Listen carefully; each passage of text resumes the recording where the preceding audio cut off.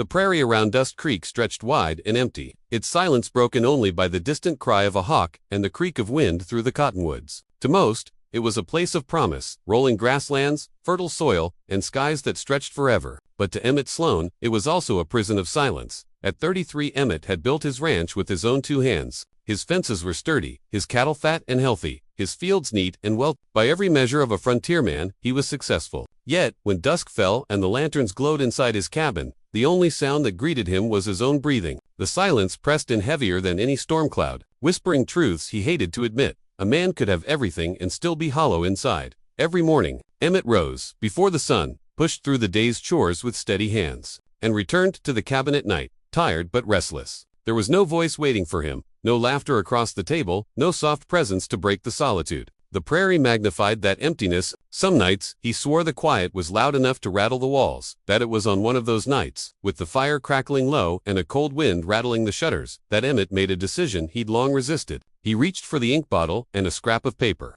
his hand trembling as he wrote, "Honest rancher seeks gentle companion for frontier life. Must appreciate simple pleasures and quiet evenings." The words looked pitiful to him, the plea of a man too desperate to hide his longing. Yet he folded it, sealed it, and sent it off to the Territorial Gazette with a prayer he could barely form. "Let there be someone out there who wants the same quiet life I do." For weeks, he went about his days, trying not to hope. The cattle still needed tending, the fences mending, the soil turning. But each ride into town, each visit to the post office, his heart pounded with the question, did anyone answer? Then, one brisk autumn morning, the postmaster, old Caleb Whitaker, handed him an envelope. The script on the front was neat, flowing, and unmistakably feminine. Emmett's fingers trembled so badly he nearly dropped it. He didn't open it in the crowded post office under the curious eyes of the townsfolk. Instead, he rode home in silence, the envelope pressed to his chest as though it might vanish if he let go. Once inside his cabin, he sat at the table where so many meals had gone uneaten, in silence, broke the seal, and began to read. The letter was signed Willa Jamison. Her words were simple, yet warm. She spoke of loneliness that mirrored his own long nights in a boarding house. Dreams of fresh air and honest work. The ache of watching life pass by without someone to share it with. She wrote of small joys she longed for, tending a garden, sewing by lamplight, sharing quiet meals where words weren't needed to fill the air. Each line was like a lantern lit inside Emmett's chest. He read it once, then again, his heart tightening with something he hadn't felt in years. Hope. More letters followed, carried by the mail wagon over miles of rugged terrain. In each, Willa revealed more of herself, her fondness for reading, her sharp wit tucked beneath gentle phrasing, her humor about burnt bread and clumsy stitching. She never boasted, never exaggerated. She wrote as though she were sitting across from him, speaking softly into the lonely silence that had haunted him for so long. Emmett kept her letters folded neatly in a small box by his bed, but he knew their words by heart. Some nights he read them aloud just to hear another voice in the cabin, even if it was only imagined. As the weeks turned to months, his anticipation grew into something fierce and unshakable. For the first time in years, he looked at the future, not with weary resignation, but with a hunger for what might come. When Willa finally wrote that she had gathered her savings, packed her trunk, and arranged passage west, Emmett sat at his table, stunned. He traced her words with his calloused fingers, scarcely believing it. She was truly coming.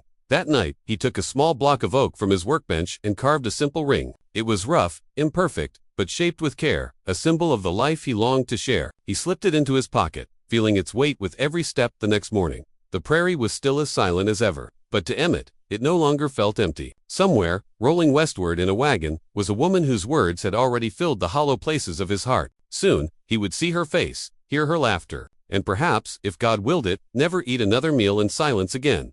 For the first time in years, the lonely rancher dared to believe his solitude was about to end. The morning sun rose over Dust Creek with a brilliance that felt different, as though the very sky knew change was coming. Emmett Sloan stood by the hitching post outside the general store, boots planted firm in the dirt, hands clenched against the restless hammer of his heart. He had faced stampedes, droughts, and storms, but nothing had rattled him like the thought of meeting Willa Jamison, the woman who had written her way into his lonely life. The stagecoach rattled into town, its wheels grinding over the rocky street. Horses snorted clouds of dust into the air, their flanks slick with sweat. Children ran beside it, laughing, while shopkeepers paused in their work to watch. For most in Dust Creek, the arrival of the mail wagon was routine. But for Emmett, this wasn't routine. This was destiny rolling into town on iron wheels.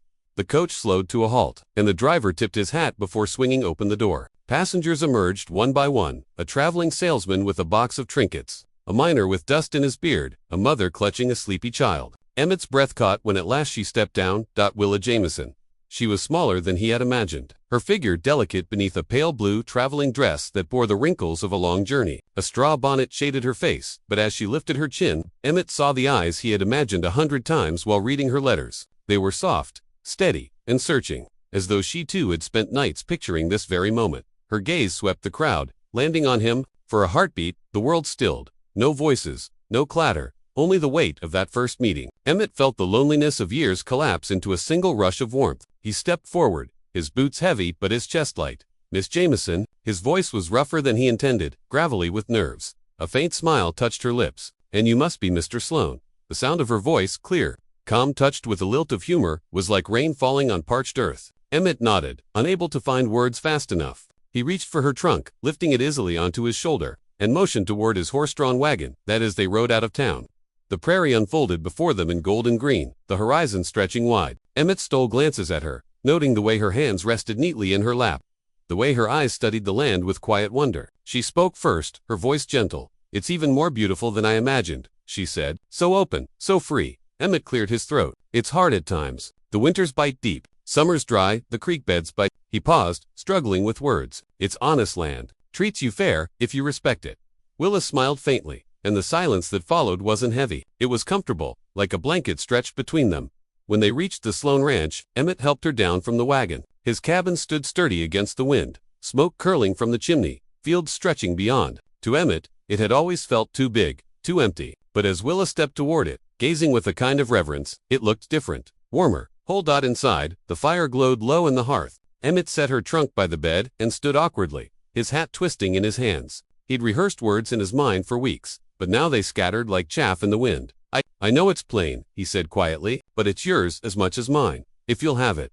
Willa turned, her expression unreadable. Then, with quiet grace, she placed her hand against his arm. "It's more than I ever dreamed. Sometimes the plainest places hold the greatest peace." Her touch, light as it was, sent a tremor through him. The silence in the cabin felt transformed, no longer an enemy, but a companion. That night, as Emmett lit the lantern and placed Willa's letters in the box beside her trunk, he thought of how many nights he had prayed for this moment. And yet, deep inside, beneath the flood of relief and gratitude, a whisper stirred, not of doubt, but of fear. For the prairie was as unpredictable as it was beautiful. And though Willa's presence already filled the hollows of his life, Emmett couldn't help but wonder what trials would test the bond they were only just beginning to build.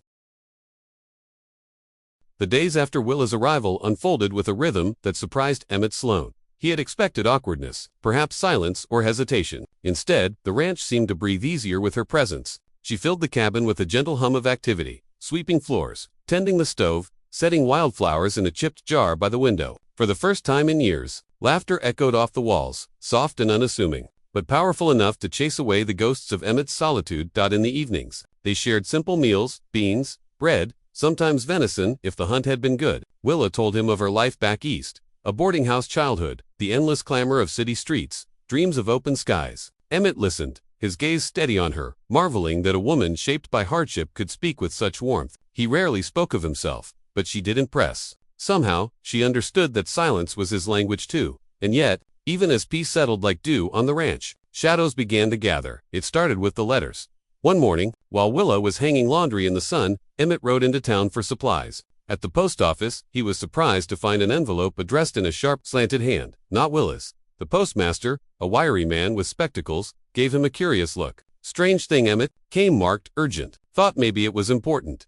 Back at the ranch, Emmett opened it with caution. The words inside were few but heavy. "Do you really know the woman you brought into your home? Be careful. Some shadows don't stay buried." There was no signature. Emmett's stomach tightened, but he folded the letter and tucked it away. He told himself it was nonsense, jealousy from some townsfolk who disapproved of mail-order marriages. Still, that night, as he watched Willa humming softly by the fire, her face bathed in golden light, the words clawed at his mind. "Do you really know her?" The next day, more unease arrived, this time in flesh and blood. A rider appeared on the horizon, his black stallion kicking up dust as it thundered toward the ranch. Emmett stepped out, hand resting near his rifle. The man dismounted, tall and lean, his eyes cold beneath the brim of a battered hat.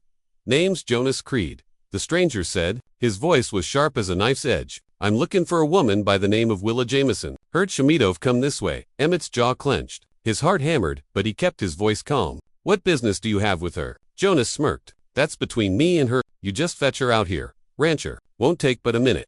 Emmett didn't move. This is my land. You want to speak with her, you tell me why. The silence stretched, broken only by the restless snort of Jonas's horse. Finally, the man's smirk curled into something darker. She owes me, and folks who cross me don't get far. With that, Jonas swung into the saddle, spitting into the dirt before galloping off toward the horizon, leaving only a trail of dust and tension behind. Inside, Emmett found Willa pale, her hands trembling as she gripped the back of a chair. I heard his voice, she whispered. Emmett stepped closer. Who is he? Her eyes shimmered with fear, but also shame. A past I hoped I'd left behind. Jonas Creed is no stranger. He's a man who deals in debts and in chains. Once, when I had nothing, I trusted him. I escaped before he could take more from me. But he doesn't forgive. He hunks. The confession landed like a hammer in Emmett's chest. Her letters, her warmth, all of it real. He knew. But so was the danger now circling them. He cupped her trembling hands in his calloused palms. Then we faced him together. Tears welled in Willa's eyes, but she nodded. For the first time since arriving, she looked not like the gentlewoman who had written him from afar, but like someone carrying scars deeper than words could tell. That night, Emmett sat awake by the window, his rifle resting across his knees. The prairie outside stretched wide and empty, yet the shadows seemed closer than ever. He had asked for companionship, for warmth against his loneliness. What he received was more than he had bargained for, a love worth fighting for. Yes, but also a storm on the horizon. And Emmett Sloan knew storms on the prairie always came hard and fast. The prairie sky stretched wide above Emmett Sloan's ranch, but instead of calm, it pressed down heavy with unspoken dread. Each morning brought the same question: when would Jonas Creed return? And each night ended with Emmett sitting guard at the window, lantern low, rifle across his knees, while Willa slept fitfully beside the dying fire. Days slipped by, but the sense of impending danger only thickened. Emmett worked the ranch with tireless hands, yet his eyes never strayed far from the horizon. Every dust cloud, every distant rider sent his pulse hammering. Willa, too, carried the weight. She moved with grace still, tending the house and animals, but shadows lingered in her eyes. Sometimes, Emmett caught her staring into the distance, as though reliving chains she had once escaped. He longed to ask more, but he held back. For now, silence was a shield she still needed, but Dust Creek was small, and news traveled faster than the wind. One afternoon, Sheriff Alcott rode up to the ranch, his badge gleaming beneath the hot sun, a seasoned man with weathered lines around his eyes. He dismounted and fixed Emmett with a hard look.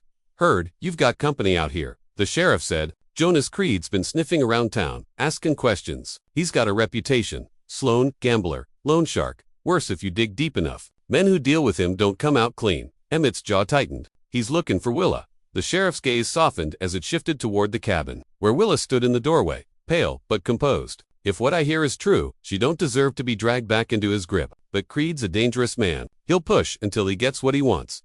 "I won't let him touch her," Emmett said, voice steady as stone. Alcott studied him for a moment, then gave a slow nod. "I figured you'd say that. Just be ready. Men like Creed don't fight fair." When the sheriff left, the weight of his words lingered like storm clouds. That night, Willa broke her silence. As the fire cracked and shadows danced along the log walls, she sat across from Emmett, her hands folded in her lap. "You should know the truth," she whispered. Emmett leaned forward, his gaze never leaving hers. "Years ago," she began, "I owed Jonas money. My brother was sick, and I was desperate. He offered me help, but it wasn't kindness. He wanted ownership of me. When I couldn't repay, he tried to claim his debt another way. I fled before he could. Every mile between us felt like freedom, but I knew he'd come one day. I just didn't know it would be here with you." Her voice broke on the last word, and Emmett rose, moving to kneel before her. He took her trembling hands into his calloused grip. "Willa," he said softly, "you don't owe me fear. You don't owe him anything. This land, this home, it's ours now, and I'll stand between you and Creed till my last breath."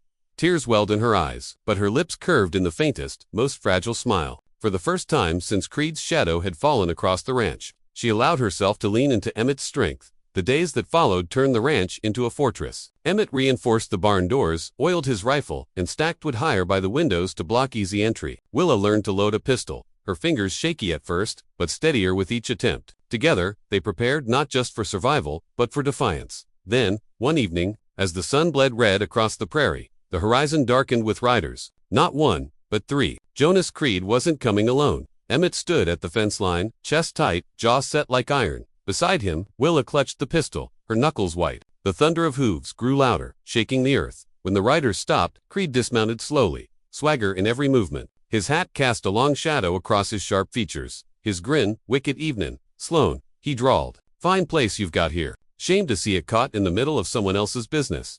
Emmett stepped forward, his voice cold. This isn't your business anymore. Creed, leave. Creed laughed, the sound low and dangerous. You think you can keep what's mine? That woman behind you, she owes me, and I aim to collect. The words sliced through the air, sharp as a whip. Willa's breath caught, but Emmett didn't flinch. He raised his rifle, steady as the ground beneath him. Then you'll have to take her over my dead body.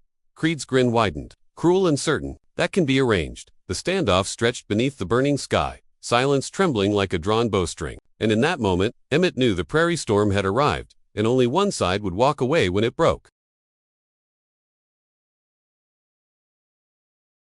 The air over Dust Creek was electric, heavy with the promise of violence. As the last rays of sun bled into the horizon, Emmett Sloan stood tall at the fence line, rifle in hand. Beside him, Willa Jamison steadied herself, her pistol clutched, though her palms trembled. Across the field, Jonas Creed and his 2 hired guns dismounted, boots crunching against the dry earth like a drumbeat of doom. For a long moment, no one spoke. The only sound was the restless snort of horses and the low hum of crickets awakening in the tall grass. Then Creed's voice cut through the silence, low and mocking.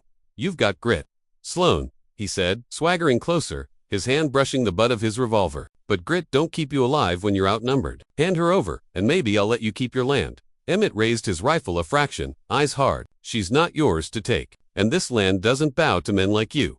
Creed chuckled, shaking his head. "Stubborn fool. You'll die for her, won't you?" Emmett's voice rang steady. "If that's the price, I'll pay it." The standoff snapped like a struck match. Creed's men drew their guns, and in a heartbeat the ranch erupted in thunder. A shot rang out, splintering the fence post inches from Emmett's head. He dropped to one knee, steadying his rifle, and fired. One of Creed's hired guns staggered back, clutching his arm, his revolver clattering into the dirt. The second man rushed forward, firing wildly toward the cabin. Bullets punched holes through the wooden walls as Willa ducked low, her heart hammering. But fear didn't chain her, not this time. She remembered the nights Jonas had haunted her dreams, the weight of chains she had escaped, the letters she had written with trembling hope. She would not run again. With trembling but determined hands, Willa raised her pistol, peeking from the doorway. When Creed's second man lunged toward the porch, she squeezed the trigger. The shot cracked sharp and clean. The man fell, his cry swallowed by the dust. Creed's grin vanished, his face twisting with rage. "You've grown a spine, Willa. Didn't think you had it in you." Willa stepped onto the porch, her pistol still raised, voice trembling but clear. "I found it because I found someone worth standing for." Emmett's chest surged with pride.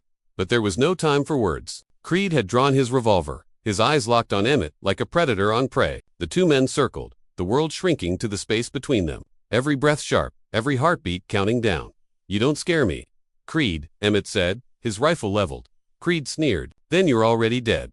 The guns fired almost as one. Creed's bullet tore through Emmett's shoulder, spinning him back with a cry of pain. But Emmett's shot flew true. It struck Creed square in the chest, the force knocking him to his knees. His revolver slipped from his grasp as he gasped, fury and disbelief mingling in his fading eyes. She was mine," he rasped, blood on his lips. Emmett staggered forward, his rifle hanging loose at his side. "She was never yours. She was always free." Creed collapsed, the dust swallowing his final breath. Silence fell heavy over the ranch, broken only by the ragged sound of Emmett's breathing. Willa rushed to his side, tears streaking her cheeks as she pressed her hands to his wound. "Stay with me, Emmett, please. Don't leave me now." His hand, rough and calloused, found hers. Despite the pain, his lips curved into a faint smile. "Takes more than a bullet to keep me from you." As she held him close, the prairie seemed to exhale, the storm finally broken. The shadows that had haunted Willa's steps for years were gone, buried in the dust with Jonas Creed. The night deepened around them, but in the flickering lantern light of the cabin, there was no fear, no chains, only the unshakable bond of 2 souls who had chosen to stand together. And though Emmett's wound would scar, it would serve as a reminder that love, when fought for, was stronger than any enemy, any past, any storm on the horizon. The gunfire had faded, but its echo still clung to the night air like a restless spirit. Willa Jamison knelt in the dirt, her skirts torn, her hands trembling as she pressed them against Emmett Sloan's bleeding shoulder. The smell of gunpowder still lingered, mingling with the iron temps of blood and the dust of the prairie. Emmett's breaths came ragged, shallow, but his eyes steady and unbroken, remained fixed on her. "You did it," he whispered, his lips curling into a faint smile. "You stood tall." Tears streaked down Willa's face, but her voice was fierce. "We did it, Emmett, together." She helped him into the cabin, her arm wrapped tightly around his waist as he leaned on her. Each step was a battle, but Willa would not falter. Once inside, she tore strips of cloth and bound his wound with the care of someone who had fought for survival her whole life. The firelight painted her face in gold and shadow. determination etched into every line. As she worked, Emmett's hand reached for hers. His grip was weak but steady. "You've saved me twice tonight. From Creed, and from myself." Willa blinked at him, confused. "I was ready to live the rest of my life alone," he continued softly, "to let loneliness keep me prisoner. You showed me there's more. You showed me I was worth fighting for too." Her tears spilled freely now. Not from fear, but from the deep, aching relief of being seen. "And you," she whispered, brushing his hair back from his damp forehead, "showed me I was never anyone's property. Not Creed's, not the past's. You gave me back my freedom." By dawn, the prairie lay quiet. The news of Jonas Creed's death spread through Dust Creek like wildfire. Some cursed his name. Others muttered relief that his reign of fear was over. But at Emmett Sloan's ranch, there was no talk of vengeance or victory, only the slow, healing rhythm of life returning. Neighbors came by, first with cautious curiosity, then with baskets of food, poultices, and quiet words of respect. Men who once dismissed Emmett's quiet nature now looked at him with something like admiration. Women who once pitied Willa's unknown past now marveled at her courage. The ranch, once silent, became a place of gathering. Yet Emmett and Willa found their truest solace in the quiet moments sitting together on the porch, watching the horizon burn with the colors of a new morning. One evening, as cicadas hummed and the sky turned to lavender, Emmett pulled something from his pocket. It was the small oak ring he had carved months ago, before he ever knew the woman who would wear it. Its edges were rough, imperfect, but full of care. He held it out with hands that still bore scars from hard work and battle. "When I carved this, I thought I was making it for a dream. But you're real. Willa, you're more real than anything I've ever known." Her breath caught Emmett. He slid the ring onto her finger. It fit perfectly, as though it had always been meant for her. "I can't promise a life without hardship," he said, voice steady despite the tremor in his chest. "But I can promise you this: no chains, no loneliness, only freedom, only us." Willa's lips trembled into a smile, radiant even through tears. "That's all I've ever wanted." And in that moment, beneath the wide expanse of the frontier sky, their hands clasped as though the world itself had stitched them together.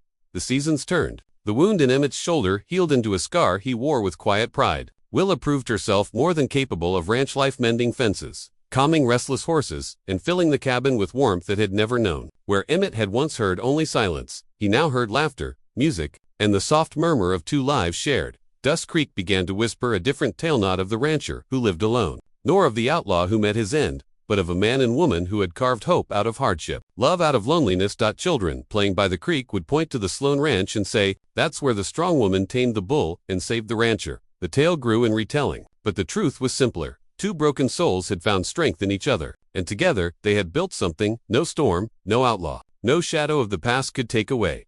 One late summer evening, as the prairie grasses swayed like a sea of gold, Emmett and Willa stood side by side, watching the horizon. The sky blazed with the colors of fire and promise. "Funny thing," Emmett said softly, "I thought I was sending for a gentle companion. Turns out, I got a warrior." Willa's laughter was soft, rich, and full of love. She leaned against him, her head resting on his good shoulder. "And I thought I was answering an ad for a quiet life. Instead, I found a man brave enough to stand against the world."